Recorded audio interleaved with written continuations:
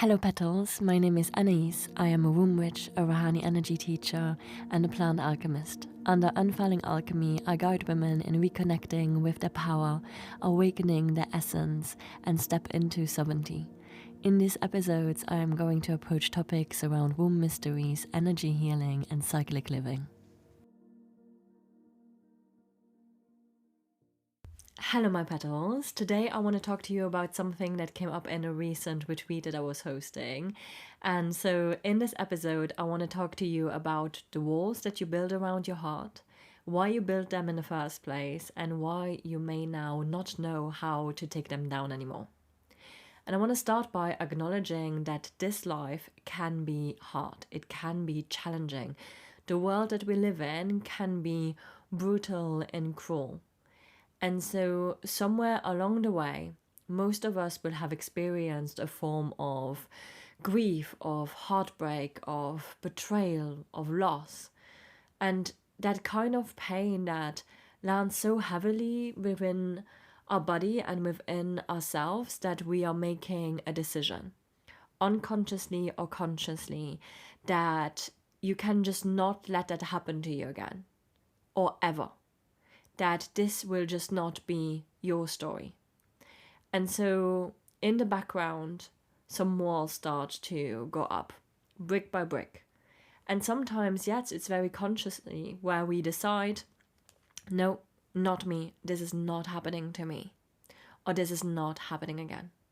But most of the time, it's actually more of an unconscious process, just a slow, gradual fortification of that space around your heart until one day you realize that you are protected in a way that you never intended to be, or to be this permanent. And don't get me wrong, those walls, they did their job. Like, I want to say that super clearly. They are not a mistake. They were not weakness. They were absolute intelligence and adaptation. Your system looked at the pain that was coming in and found a way of keeping you standing and keeping this pain away.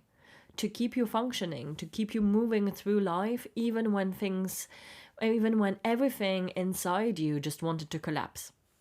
Those walls were such an act of survival, and they had their place, and they deserve to be honored for that and to be really acknowledged. So this isn't about looking at this past, these walls that we build up with resentment or regret. But maybe we are in a part of our life right now, maybe you are in a part of your life right now where they don't serve you anymore. Because the walls that keep the pain out also keep out everything else too. Because you cannot specifically wall off grief and heartbreak whilst leaving the door fully open for love and connection and joy. It just doesn't work that way. And so the cost of this often shows up in the way that sometimes is hard to name. You know, it is maybe a relationship that looks fine on the outside, but feels strangely distant from the inside. A conversation with someone you love where you are present, but you're not quite reachable. A moment of intimacy where something in you just quietly steps back. Where you can see the connection that is being offered, and you want it. You want it so badly, but you cannot quite let yourself have it. You can't quite let it land. And there is a particular flavor of loneliness in this. Not the loneliness of actually being alone as per se, but the loneliness of being with people you love and still feeling somehow unreachable. Still feeling like there is this glass wall between you and them. Like you are watching the connection rather than being fully inside it. Like you are going through the motions of closeness, but without the actually feeling of it. And I think this is probably one of the quietest and most painful costs of keeping those walls up. Because from the outside, your relationships may look completely fine. You show up, you are caring, you are thoughtful, you are doing all of the right things. But inside, there is the persistent sense of not quite being touched by it all. not quite being moved, not quite landing in the connection that is right in front of you. And you cannot always explain why, you just know that something is missing. That people can be very close to you and still you feel so alone in a way that you can't even fully express or articulate. And this is not just in your intimate relationship, it is, your romantic relationship. This is your friendships too, in your relationships with yourself, in your capacity to be fully present in your own life. When you close yourself off the feeling, you close yourself off to all of it. And yes, maybe the door isn't completely closed, but it's definitely not completely open either. And so it feels like the vibrance is dimmed. Things that used to move you just no longer do. Moments that you should feel so joyful feel flat.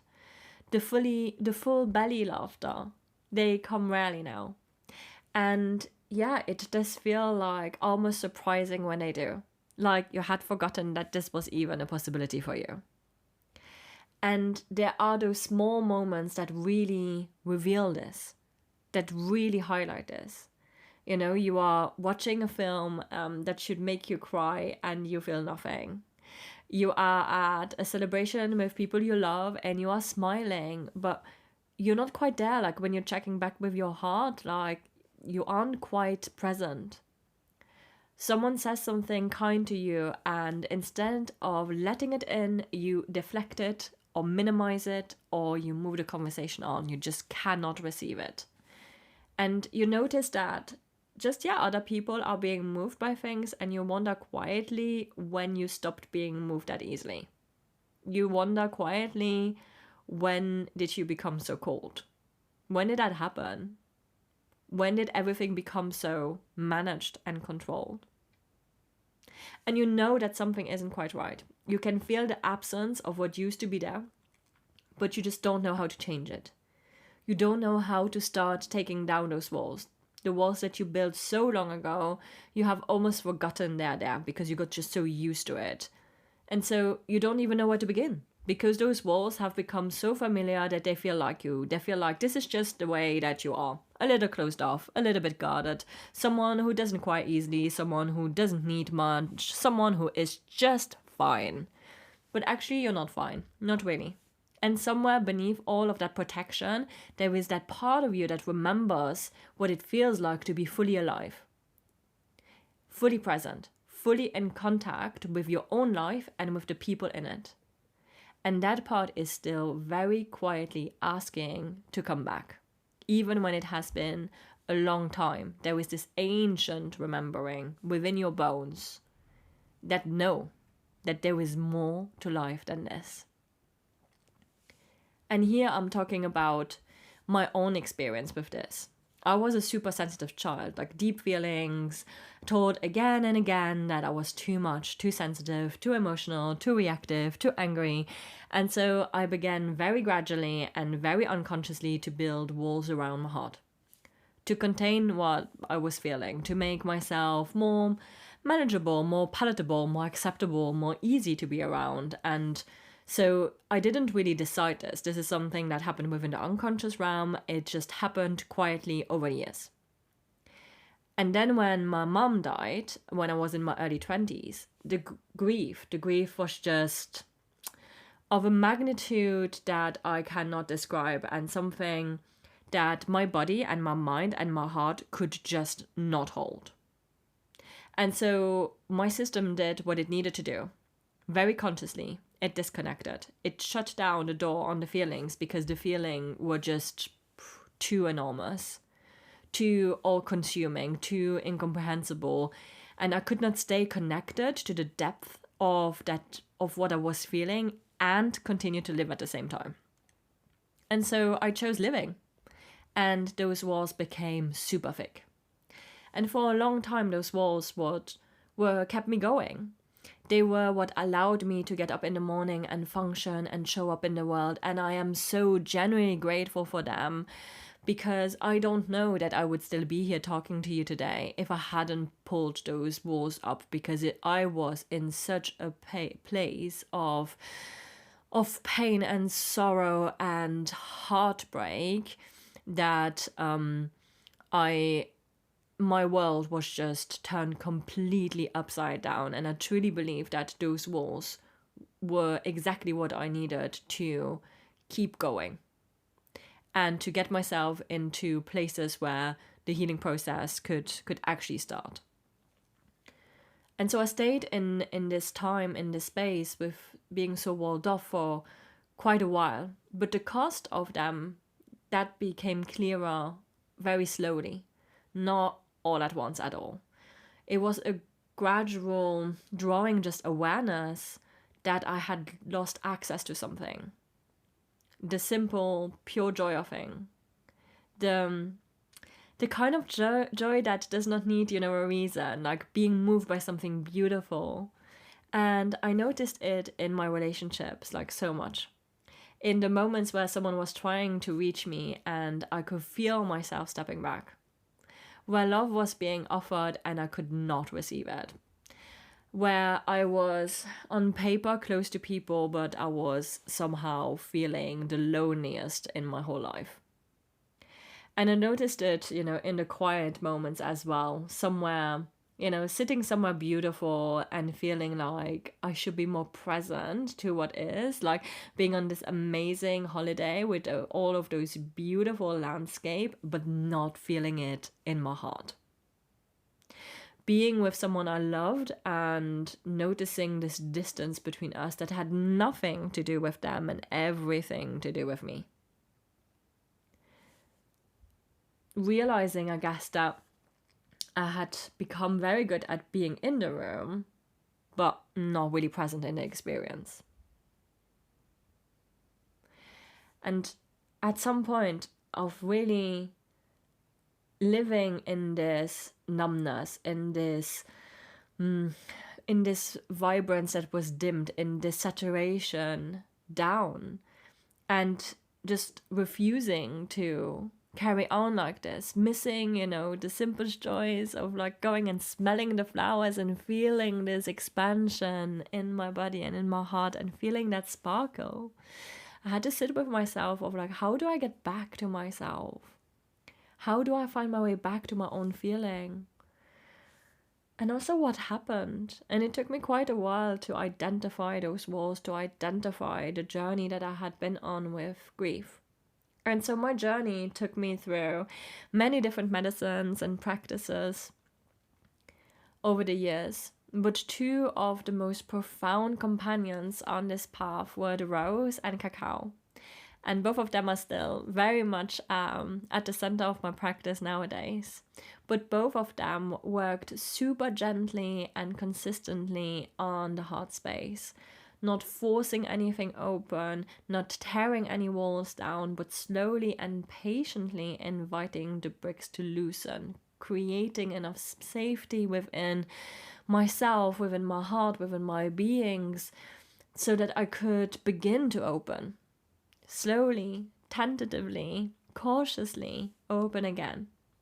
And what I found on the other side of this, on the other side of those walls, was not more pain actually. It was not the devastation, the Pandora box I had been afraid of. There was some pain, definitely, but it wasn't, I really had pictured it as like, oh my God, when those walls are coming down, there's going to be this Pandora box and I don't know if I'm going to ever recover from all of the shit that is on the other side of it. But actually, mainly what I found on the other side of it was my feeling self, my alive self. The part of me that could genuinely be present with others, that could let the love actually land, that could be in conversation and feel rather than just witness, that could be held and actually feel held. And that is what was on the other side of those walls. And that might be what could be on the other side of those walls for you too. Not more pain, but yourself, and the capacity to truly be with others. Because let's face it, real intimacy, real connection, real love cannot be lived at arm's length. It requires you to be reachable. It requires a heart that is soft enough to be touched. And when the walls are up, even the people who love us, who love you the most, cannot quite get through. Not because they're not trying, but because the wall does not distinguish between the pain you are keeping out and the love that actually wants in. And here's really what I want you to hear today. A life lived behind those walls is a life half lived. You are there, you are functioning, you are achieving, you're managing, you're showing up, but you are not fully present in your own experience. You are not fully present in your own life. You are not fully in contact with the people you love. And you deserve so much more than that. You deserve to feel the warmth of a real connection. To let someone's love actually reach you. To be in your own life rather than watching it from behind glass that used to protect you. So today I want to leave you with a question rather than an answer. What is this costing you? What is it costing you to keep those walls up? Not in a dramatic way, not in a crisis way, just in a quietly, in the small moments, in the places where you know something is missing, but you cannot quite name it. In the moments where connections is right there, and yet somehow still out of reach. What is it costing you? And just sit with what is coming up.